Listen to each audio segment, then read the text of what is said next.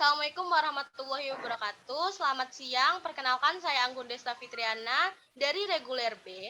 Pada kesempatan siang ini saya akan menjadi moderator dari jalannya presentasi hasil diskusi kelompok kami, yaitu kelompok 2. Di sesi kali ini kami akan membahas materi pengaruh bahasa asing terhadap bahasa Indonesia. Sebelum memulai presentasi, izinkan saya memperkenalkan rekan-rekan dari kelompok kami, yaitu Karisma Rizkyani, Gaitsya Sofa Azahra, saya sendiri Anggun Desa Fitriana, Gaudensius Aus Ardana, dan terakhir Muhammad Dafa Pratama. Untuk materi pertama akan dibacakan oleh Karisma Rizkyani. Untuk Karisma Rizkyani dipersilahkan. Baik, terima kasih Anggun. Pengertian bahasa. Bahasa adalah sebagai alat komunikasi berupa simbol bunyi yang dihasilkan oleh alat ucap manusia, menurut Keraf 1997. Terima kasih, Saudari Karisma Rizkyani. Selanjutnya materi akan dibacakan oleh Gaitsya Sofa. Kepada Gaitsya Sofa dipersilahkan.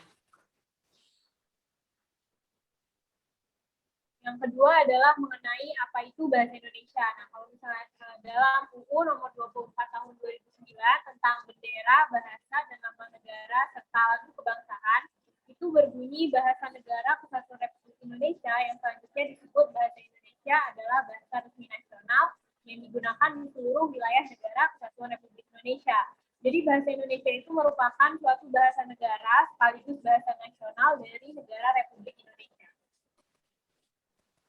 Terima kasih, Saudari Gaitsya. Selanjutnya, materi akan dibacakan oleh saya sendiri. Apa itu bahasa asing?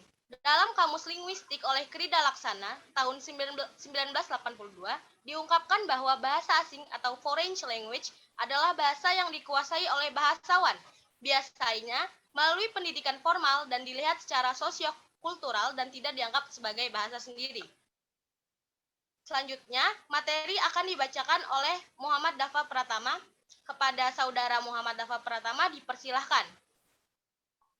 Masuknya bahasa asing ke Indonesia sudah terjadi sejak dahulu, saat pertama kali bangsa asing masuk ke Indonesia. Pada masa itu, para keturunan bangsawan dan kalangan pribumi kelas atas mendapat pembelajaran sekolah dasar di bawah kekuasaan pemerintah kolonial. Salah satu pembelajaran wajib dalam sekolah tersebut adalah pembelajaran bahasa asing seperti bahasa Belanda, bahasa Jepang, atau bahasa Jerman. Terima kasih Saudara Dafa. Selanjutnya akan dibacakan oleh Saudara Gaudensius. Kepada Saudara Gaudensius dipersilahkan. Pengaruh bahasa asing terhadap bahasa Indonesia. Pemungutan secara langsung secara berlebihan. Pinjaman imbuhan dari bahasa asing dalam bentuk pungutan langsung dengan cara pengejaan dalam bahasa Indonesia merupakan suatu bentuk imperialisme bahasa dari bahasa asing ke dalam bahasa Indonesia. Karena pada dasarnya bahasa Indonesia telah memiliki sistem imbuhan yang memadai.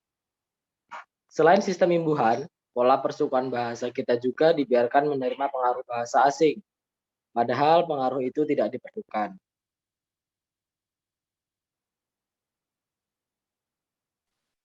Silakan. Aturan tidak dilaksanakan dengan baik. Bahasa Indonesia tidak bisa dihindarkan dari pengaruh bahasa asing yang lebih maju, yaitu pengaruh terpenting yang harus diterima adalah unsur makna, bukan dari bentuk gramatika. Jika bahasa Indonesia kehilangan peluang untuk mengembangkan bentuk-bentuk kebebasannya, maka bahasa asing yang masuk merupakan ancaman terhadap bahasa yang dipengaruhinya. Next, lanjut.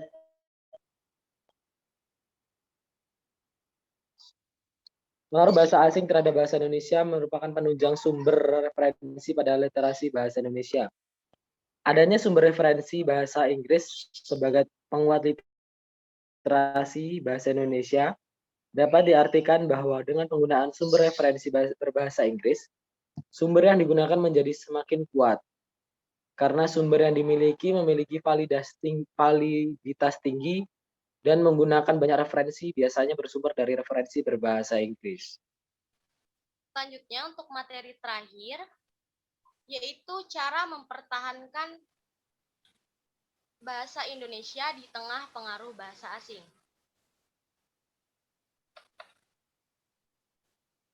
Yang pertama adalah meningkatkan rasa kebanggaan memiliki dan menggunakan bahasa Indonesia dalam berbagai keperluan dan kemanfaatannya yang menjangkau seluruh lapisan kelompok dan golongan dalam masyarakat bangsa Indonesia.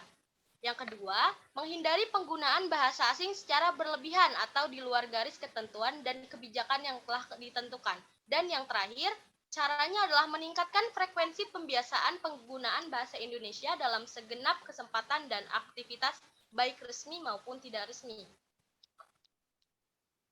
Mungkin itu saja materi yang bisa kelompok kami sampaikan pada kesempatan kali ini. Kurang lebihnya mohon maaf dan kepada Tuhan kami mohon ampun. Saya akhiri. Wassalamualaikum warahmatullahi wabarakatuh.